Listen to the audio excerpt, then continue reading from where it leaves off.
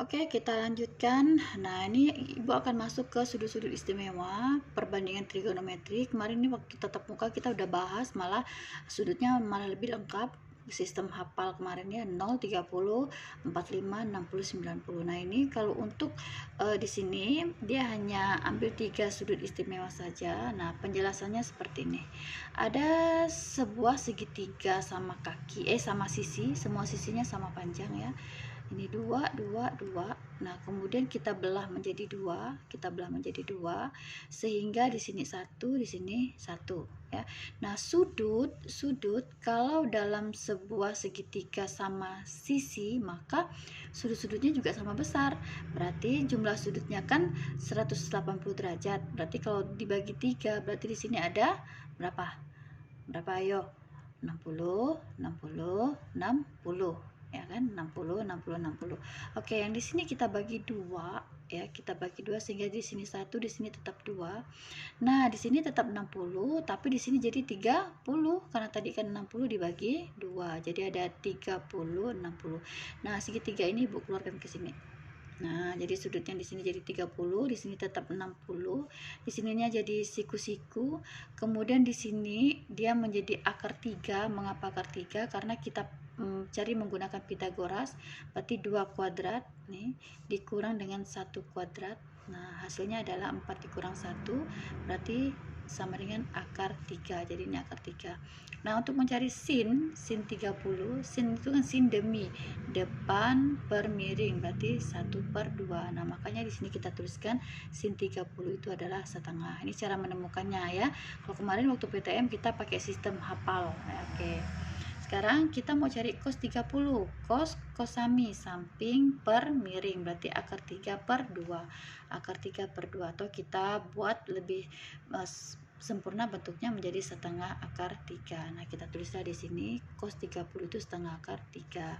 Kemudian ada tangan 30. Tangan 30 berarti tan desa depan per samping, berarti 1 per akar 3. Nah, karena tidak rasional, kita rasionalkan, dikali dengan akar 3 per akar 3, dapatlah 1/3 akar 3. Nah, sama halnya dengan mencari di patokan 30, sudut 30, kita bisa mencari juga di 60 ya, untuk sudut istimewa 60. Maka untuk mencari sin 60 berarti sin demi depan per miring, berarti akar 3/2. Kita tulislah setengah akar 3. Nanti tinggal kita pindahkan ke tabel. Kemudian cos 60 berarti cos sami samping per miring, berarti 1/2. Oke, 1/2.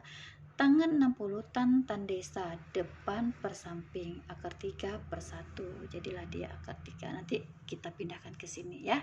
Oke, tapi kemarin pun kita sudah punya lebih lengkap tabelnya, malah sudutnya pun lengkap juga. Oke. Nah, untuk mencari sudut 45 derajat. Nah, untuk mencari sudut 45 derajat itu kita menggunakan segitiga siku-siku sama kaki. Nah, di sini kan siku-siku tapi sama kaki. Sisi ini sama panjangnya dengan sisi ini. Otomatis kalau di sini 90 derajat, berarti supaya 180 derajat kan ini 45 45. Mengapa 45 45? Karena kakinya sama panjang, berarti sudutnya pun sama besar. Oke, untuk mencari di sini sisi miringnya Ibu kasih simbol X. Untuk mencari X berarti 1 kuadrat ditambah 1 kuadrat. Nah, berarti 2.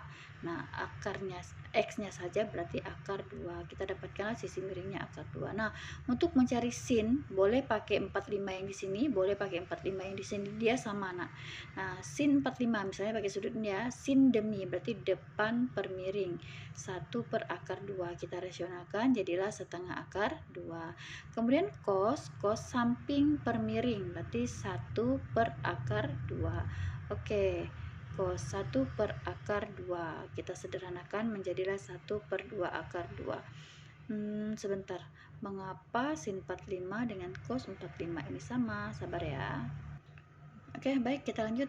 Ya, jadi di sini sin 45 dengan cos 45 itu nilainya sama, yaitu setengah akar 2 dan setengah akar 2. Kemudian kita lanjutkan tangan 45, berarti tan desa depan per samping. Berarti 1/1, itu sama dengan 1. Oke, ini cara mencari nilai perbandingan trigonometri menggunakan gambar segitiga. Nah, kalau yang kemarin PTM Ibu jelaskan itu kita menggunakan sistem hafal ya. Nah, malah kemarin yang sistem hafal itu sudutnya lebih lengkap. Ada 0, 30, 45, 60, dan 90. Oke. Baik, kita sedikit melanjutkan. Contoh soal yang berikutnya di sini. Misal ada sebuah segitiga siku-siku. Nah, ini bilangannya tidak bagus memang nak ya, karena hanya untuk latihan, tak apa-apa pakai koma-koma. Nah, ini diketahui 9,2, ini Z, ini X, ini sudutnya sudut 30.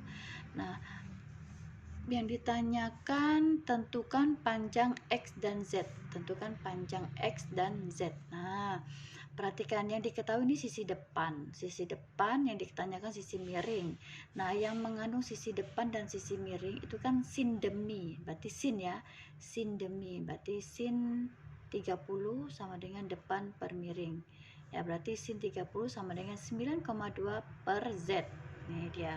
Nah, sin 30 kita ketahui 0,5 di tabel ya, atau setengah. Maka kita masukkan nilai sin 30-nya, berarti 9,2 per Z. Nah, ini kita kalikan silang.